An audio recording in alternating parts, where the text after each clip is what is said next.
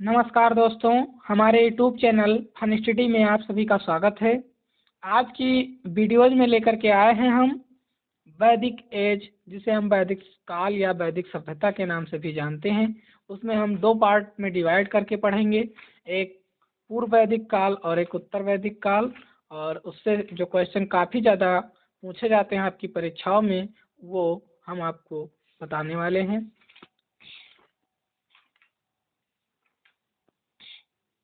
कह रहा वैदिक एज या वैदिक सभ्यता, तो ये कब से चला? 1500 से लेकर के 600 बीसी। बीसी मतलब जिसे ईसा पूर्व कहते हैं ना, मतलब जो ईसा मसीह थे उनके जन्म के पहले का समय ईसा पूर्व कहलाता था।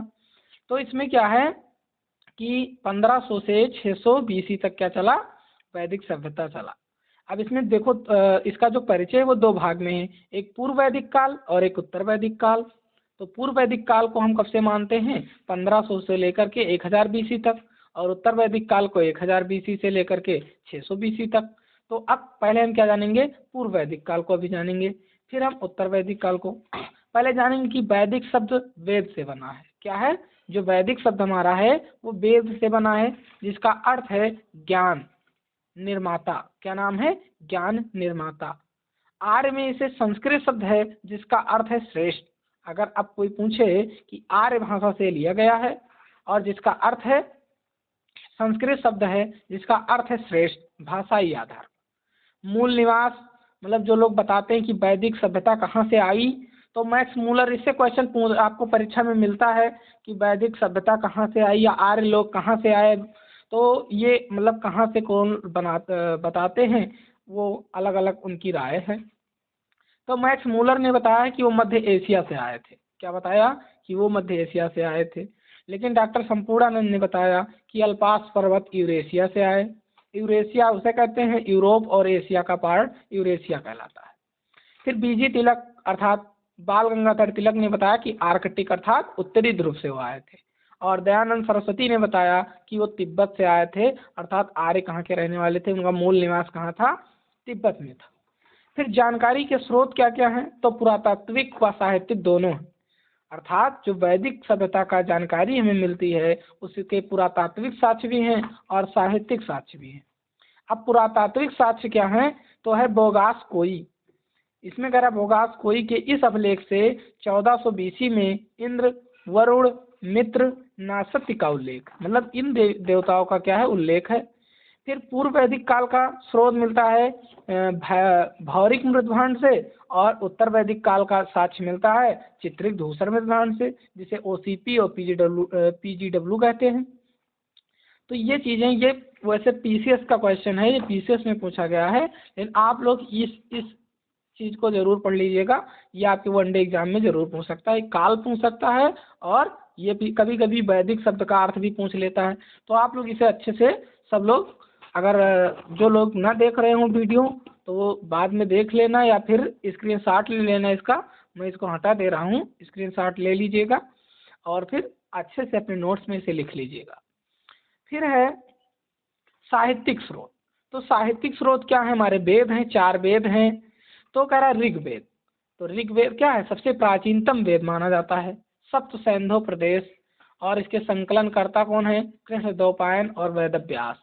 तो ये चीज़ें भी कभी कई बार पूछा गया परीक्षा में कि ऋग्वेद के संकलनकर्ता कौन है? तो कृष्णद्वैपायन और वेदव्यास। फिर कह रहा इसमें मंडल बटे हुए हैं, तो 10 मंडल हैं और 1028 सूक्त हैं, अर्थात मंत्र जिसे कहते हैं। फिर प्रथम एवं 10वां मंडल सबसे नया है।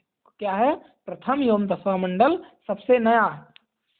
फिर तृतीय मंडल में गायत्री मंत्र, जिसे विश्वामित्र जी ने गाया या कहा, तो तृतीय मंडल में गायत्री, ये काफी क्वेश्चन पूछा गया है कि गायत्री मंत्र का उल्लेख ऋग्वेद के किस मंडल में मिलता है। तो ऐसे क्वेश्चन पूछ सकता है।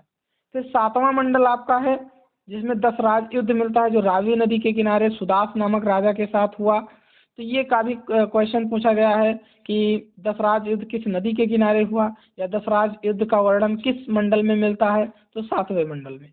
फिर कह रहा है 9वां मंडल। तो 9वां मंडल सोम देवता से रिलेटेड है, जो वनस्पति के हैं। और 10वें मंडल में वर्ण व्यवस्था है, जिसमें ब्राह्मण, शूद्र, वैश्य, क्षत्रियों का उल्लेख उनके कर्म के आधार पर बांटा गया है। फिर कह रहा है अब सामवेद। तो सामवेद क्या है? संगीत का वेद है। काफी बार क्वेश्चन ये पूछा गया है आपके वनडे एग्जाम में कि संगीत का वेद किसे कहते हैं या 7 सुरों का वेद किसे कहते हैं, तो ये हो जाएगा सामवेद। फिर यजुर्वेद है। फिर यजुर्वेद में यज्ञ के विधियों का वर्णन है, मतलब यज्ञ के चीजें कहाँ मिलती हैं, तो ये सारी चीजें यज्ञ और गद्य और पद्य का वेद जिसे कहा जाता है। काफी बार क्वेश्चन पूछा गया कि ऐसा कौन सा वेद है जिसमें गद्य और पद्य दोनों का वर्णन मिलता है, तो ये हो जाएगा यजुर्वेद। फिर हमारा है अथर्ववेद। इसमें जादू टोना वशीकरण आदि का वेद है। सामाजिक क्रिया इसे क्या कहा जाता है, जैसे कर्मकांड भी कह सकते हैं। और फिर अथर्ववेद को ब्रह्म वेद या श्रेष्ठ वेद कहा जाता है। अब अलग अलग वेद हैं, इनके उद्देता कौन है और उसका उपवेद क्या है। तो ऋग्वेद के उद्देता हैं होती और इसके उपवेद है आयुर्वेद।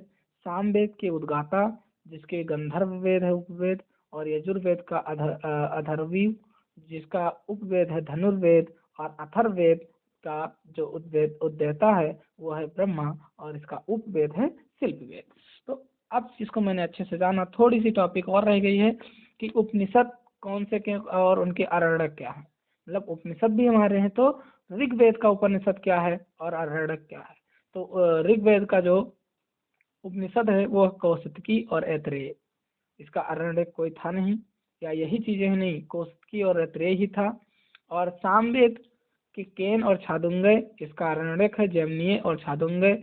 और यजुर्वेद तैत्रेयी और मैत्रेयी, ये काफी बार पूछा था, तैत्रेयी मैत्रेयी किसका उपनिषद है, यजुर्वेद का, और इसके आरण्यक हैं तैत्रेयी और शतपथ। और अथर्ववेद में मांडूक्य के प्रश्न और मुंडक, और इसका आरण्यक कोई नहीं है। ये भी क्वेश्चन बड़ी परीक्षाओं में पूछ सकता है कि ऐसा कौन सा वेद है जिसका कोई आरण्यक नहीं है, तो वो है अथर्ववेद। अब मैंने इसे अच्छे से जाना, अगली क्लास में हम जानेंगे पूर्व वैदिक काल या उत्तर वैदिक काल, इसे कह लो। पूर्व वैदिक काल ही कहेंगे, नहीं, पूर्व वैदिक काल की क्या है राजनीतिक स्थिति क्या है, और ये जानेंगे। फिर अगली क्लास में उत्तर वैदिक काल उसको कंटिन्यू करते हैं। Thank you.